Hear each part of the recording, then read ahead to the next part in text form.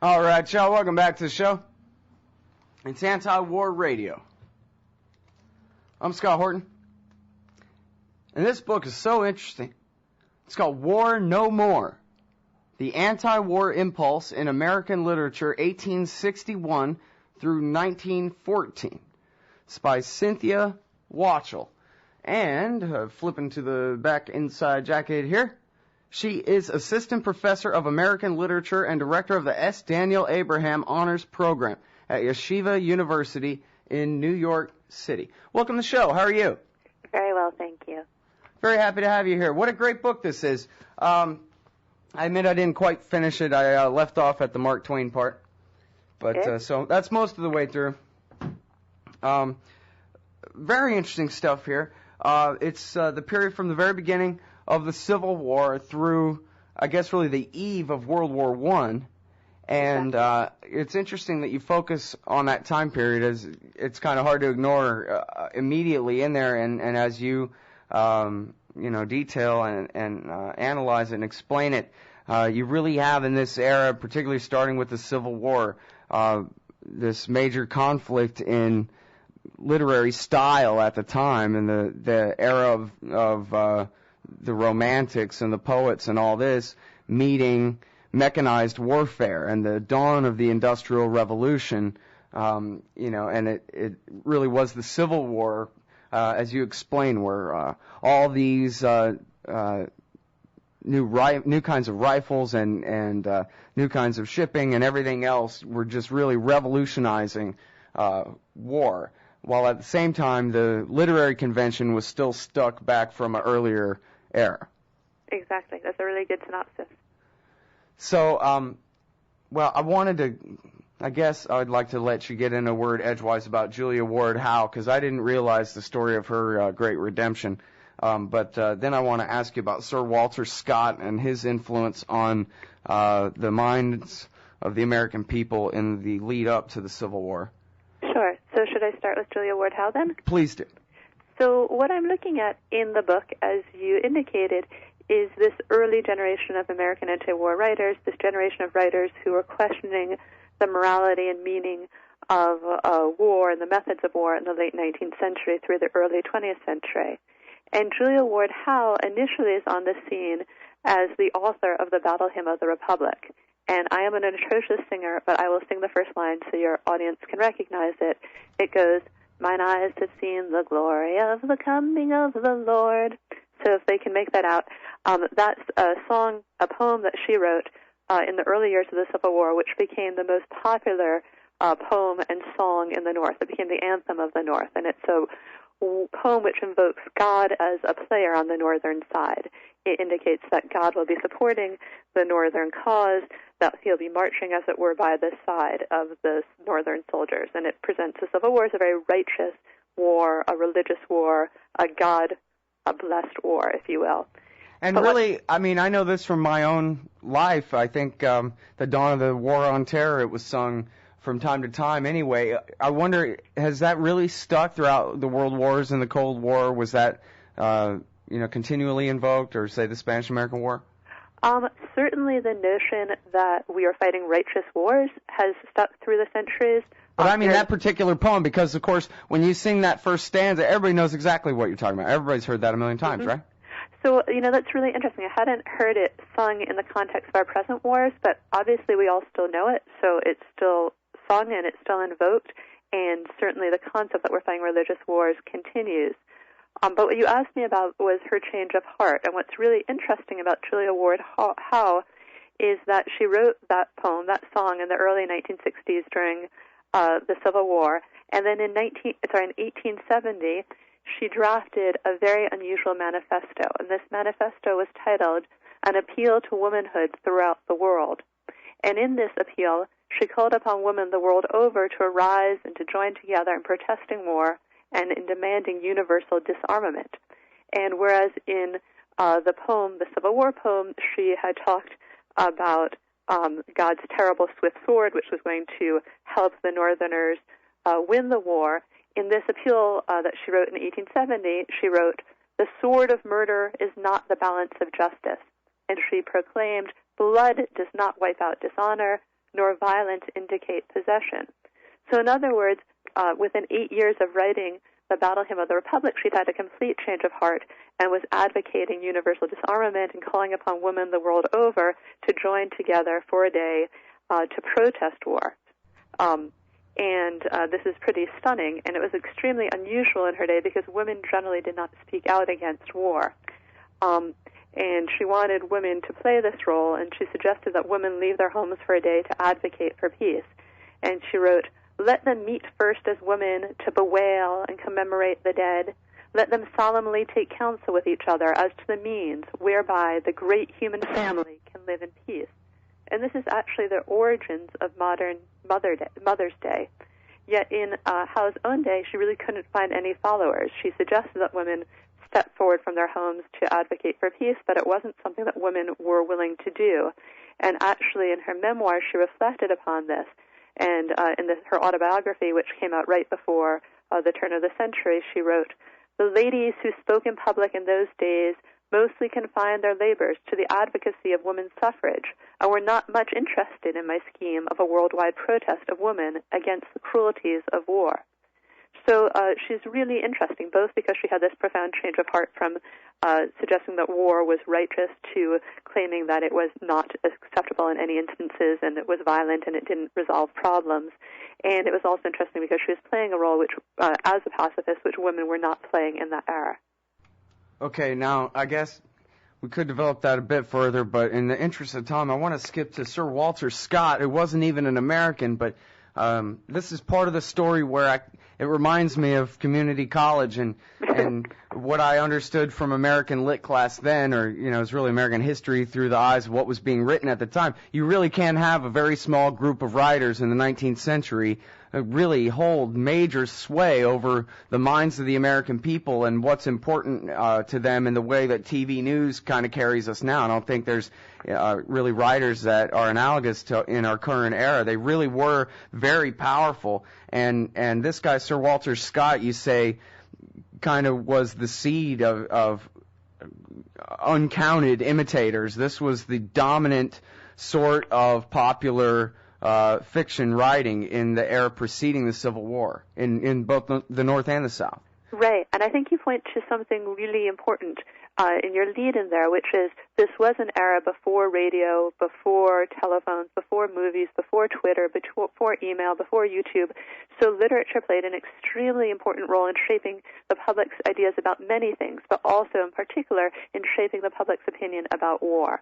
People were reading their newspapers and their magazines very carefully during the Civil War years, and poetry was very common in those publications. In fact, Americans of all levels of talent were routinely flooding their local newspapers and their local other publications with their own poetry. So that's something we don't see today. You and I don't send poetry in unsolicited to newspapers to reflect upon what's going on with General Petraeus. But this is a typical thing to be doing in that era.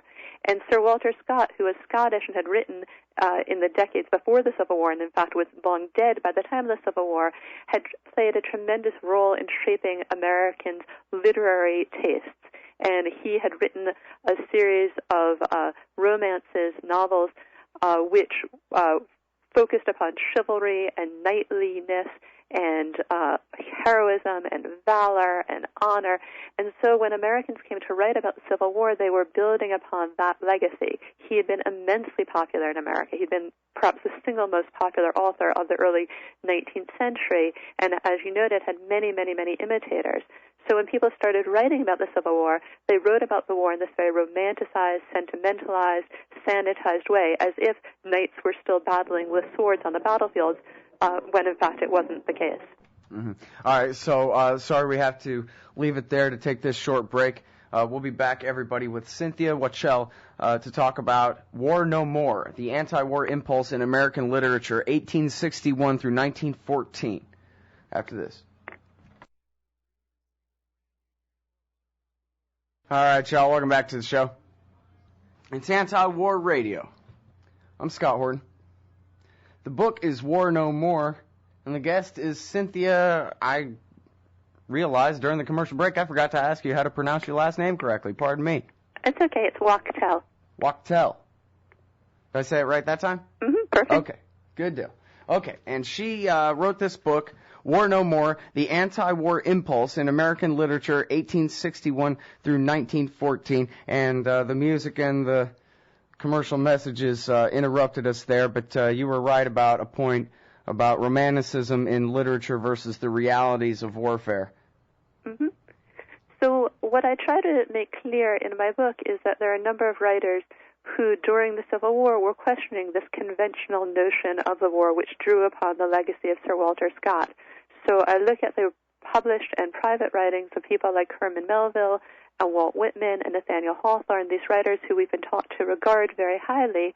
And what I try to show is that there are aspects of the writing which very clearly are challenging war, challenging both the morality of war and the means of warfare in the late 19th century. And sometimes we have to look at the drafts of the writings to see this. Sometimes we have to look at their private letters or their private diaries, but we can see them coming out very strongly against war.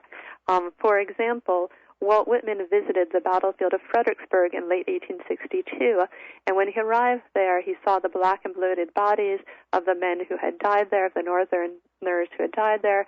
He saw a heap of amputated limbs beneath a tree outside a field hospital, and he wrote in his diary, "Oh, the hideous damned hell of war.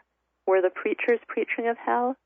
Oh, there is no hell more damned than this hell of war."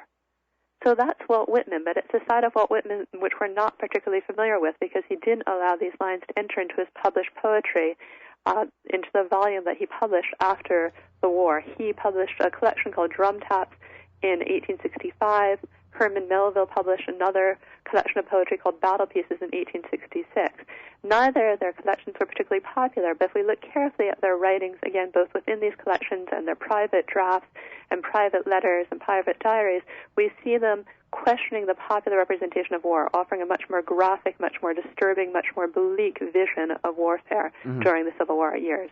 Well, and it seems like the measure of the pressure on Whitman to self-censor the way he did, the way that you write about his letters back and forth to publishers and the revisions made to his work, the contrast between his published work and his private essays.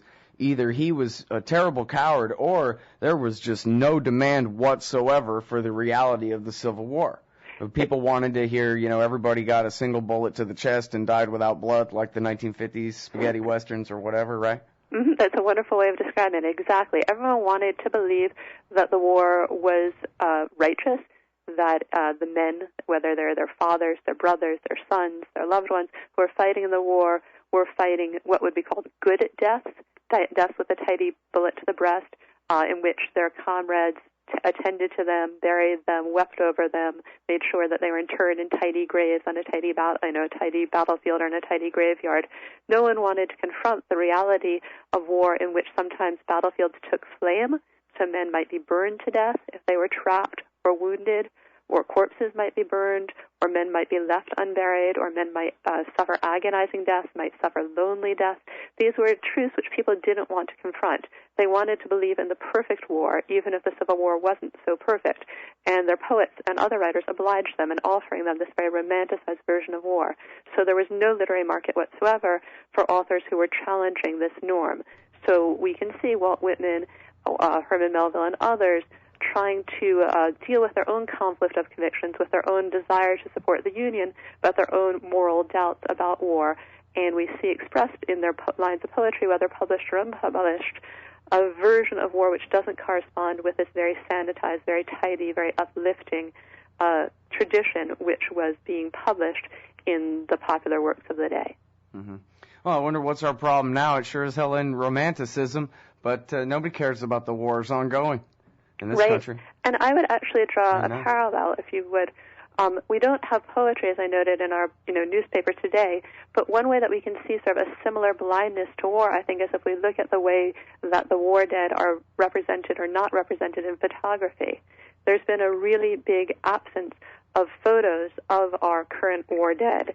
So, for example, if you look at the writings from the last 10 years, for example, in 2005, there was an article in Salon magazine titled Iraq, the Unseen War.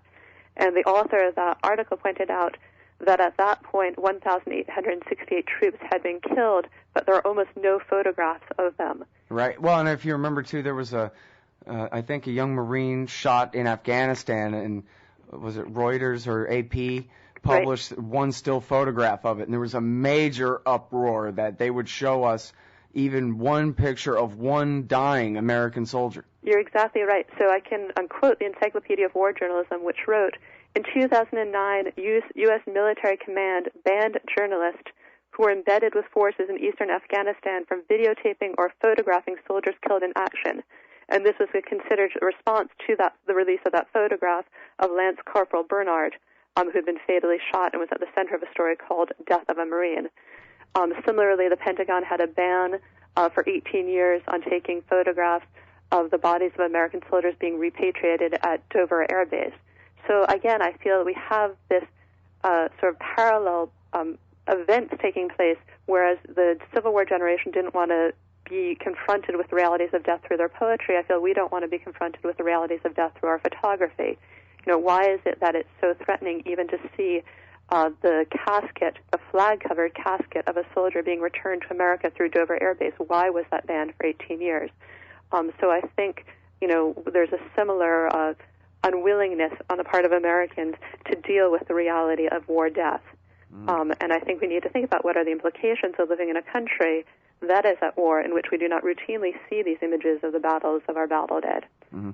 Well, the war between the states certainly was a big turning point in a great many things. And you talk, one of the things that's most notable about the book, I think, is what Nathaniel Hawthorne wrote about the Monitor and the invention of industrial mechanized warfare on the seas, and how it was certainly the mark of the death of one thing and birth of something much worse. Right, and this is a huge anxiety, beginning with the Civil War, that war was becoming ever more anonymous, ever more deadly, that machinery was becoming the determining factor in war, that was no longer about men's heroism or their individual valor, but it was instead about who had the best musket, who had the best rifle, who had the best machine gun, who had the best artillery. And even by the end of the Civil War, had devolved into trench warfare with sharpshooters. So it wasn't a version of warfare of men marching shoulder to shoulder into the fray. Even at the time of the Civil War, the people who were on the attack were going to lose the people who were in an entrenched position, the people who were on the defensive. Well, you know what? Can you stay one more segment? Sure. Great, because there's so many more ideas to develop that I found in this book. Very interesting. It's War No More, The Antiwar Impulse in American Literature, 1861 through 1914, by Cynthia Wachtell, right? Exactly. All right, good deal. Hang on.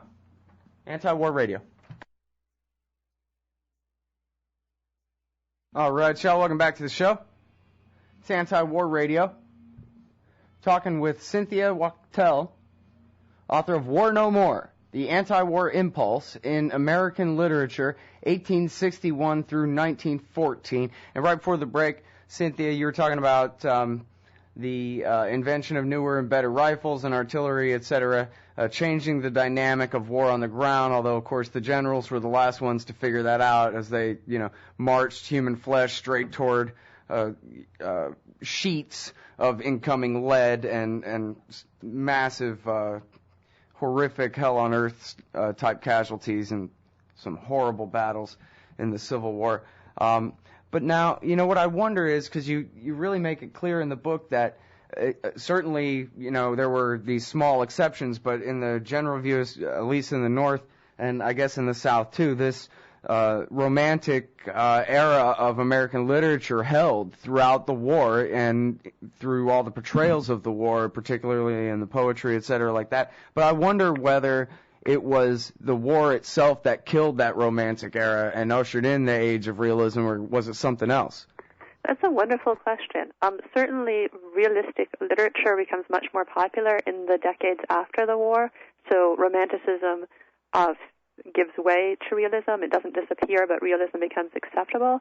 I think, yes, probably the war was a major contributing factor to that, so that by the late 19th century, authors like Ambrose Bierce and Stephen Crane, the author of The Red Badge of Courage, could write books which were much, much more critical, much more cynical, much more graphic, much more raw about the Civil War, and be praised and be successful. The Red Badge of Courage was hugely successful when it came out in 1895, both in America and when it was published in England.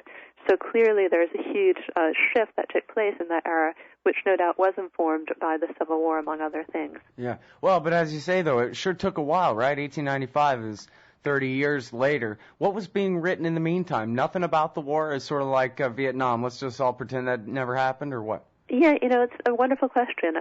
Generally, what scholars will tell you is that in the 1870s, very little was written about the Civil War, that people were exhausted by the subject. They didn't want to focus upon it. They didn't want to deal with it. And so it wasn't really until later in the century that a revival, if you will, of interest in the Civil War took place, and accounts by generals began to be published. Some very famous series, a very famous series was published in the Century magazine, and once that series, which was called Battles and Leaders of the Civil War, was published between 1884 and 1887, sort of it opened the doors to a new round of revisiting the war and a new generation of works about the war. Mm-hmm. Tell us about this guy, Harold Frederick, that wrote The Copperhead. That was an interesting part of the book to me. So Harold Frederick was a Northerner. He'd been a child in upstate New York during the actual war years. And in this period, which I was referring to, the late 19th century, he wrote this novel, The Copperhead. It appeared in 1893. And it focuses upon a farmer who protests the war. The farmer says, this war, this wicked war between brothers must stop. But he's really isolated by his community. He's alienated from his community. And although he's protesting war, his neighbors are zealously patriotic. So he'll say things like, why, just think what's been going on. Great armies raised, hundreds of thousands of honest men taken from their work and set to murdering each other, whole deer sticks of country torn up by the roots, homes desolated, the land filled with widows and orphans, and every house a house of mourning. So Frederick uses this protagonist, this main character, to state his case against war and to show how devastating war is, yet to show how so many Americans were blind to it during the actual war years. Yeah, it's amazing because you look back on it and you had all these newspaper editors in the North who were arrested and held by the Army. In fact, even former governor and a sitting member of the House of Representatives, I think, from Ohio, who was arrested. So, I guess there was some of that, but it really does, the way you portray it in the book, it's like the people in the North really had no access to anti-war sentiment at all, almost, or publishing-wise, anyway. Right, and what really surprised me, their own dinner tables, maybe something else. Right, and what surprised me is I had thought that there would be pacifist groups who'd be writing against the war, and that the Quakers would be writing against the war, and I kept looking for this during my research and saying, well, where are the Quakers? So, for example, the most famous Quaker poet of the day was John Greenleaf Whittier, who was a sensation in the early 19th century. It was just huge, of immense fame. But he was also an abolitionist, and so I think he was really torn when it came to the war about whether he would protest the war because he was a pacifist and a Quaker, or whether he would allow the war to take place because he was an abolitionist and hoping that the war would end slavery. And he ended up writing a collection of poems called In War Times and Other Poems. And when this was published in 1863, it was very well received, and it helped to boost Northern morale. So far from taking a stake, a vain argument out against war, he had really advised his fellow Quakers and others to silently wait out the war. And he supported the war, and he was even invited by a brigadier general to visit the general in the field. And when he did, he was told by the brigadier general, "Your loyal verse has made us all your friends, lightening the wearisomeness of our march, brightening our lonely campfires, and cheering our hearts in battle." So it's rather amazing that you have a Quaker poet who's being thanked for cheering the hearts of soldiers in battle. And it shows you how silent America was during the Civil War, how silent at least pacifist America was during the war years. Mm. Yeah, well, it's really something, but I guess we can see it in our own time. Of course, the stakes in the Civil War were much higher, but you can see how whipped up the American people can get about a war just in our own contemporary time, and that's with, not to be too presumptuous in your interview, but bogus wars like the war against Iraq, a helpless little third world nation, you can really have half the population calling the other half traitors for not going along with something even like that. Right, and I think that that's why this book is so important, because it shows that there is this very strong tradition of anti-war writing in America, that in fact some authors who we consider the quintessential American authors, people like Nathaniel Hawthorne and Mark Twain and Walt Whitman and Herman Melville, were clearly questioning the morality and the methods of war right back, in the 150 years ago during the Civil War. So for people to be saying that it's un-American to question war is clearly to misunderstand the legacy of these writers. Howard Zinn wrote, "Dissent is the highest form of patriotism."